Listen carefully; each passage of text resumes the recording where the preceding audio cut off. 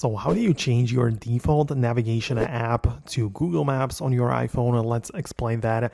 If it's your first time on this channel, become part of the community by subscribing, and that way you will never miss anything important. So naturally, the first step is to get the Google Maps app from the App Store. So make sure you download it. It's all gonna be right there on your device. And then the second step is to open up your settings app. Go to the apps section at the bottom. And the first thing from the list is the default apps menu.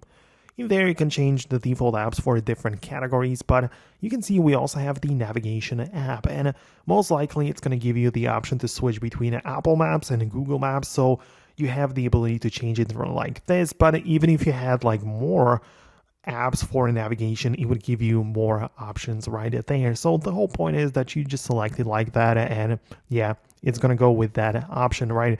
So whenever somebody sends an address through messages or something, you're gonna tap on it and it's gonna use either of those apps to give you the direction and the navigations, right? So that is how it works. I really hope that I can help you out with it. In case of any questions, leave them below, but check out the rest of the channel. I believe it's going to help you out, and stay tuned for more upcoming videos by subscribing so you never miss anything important. So thanks a lot, and I'll see you later.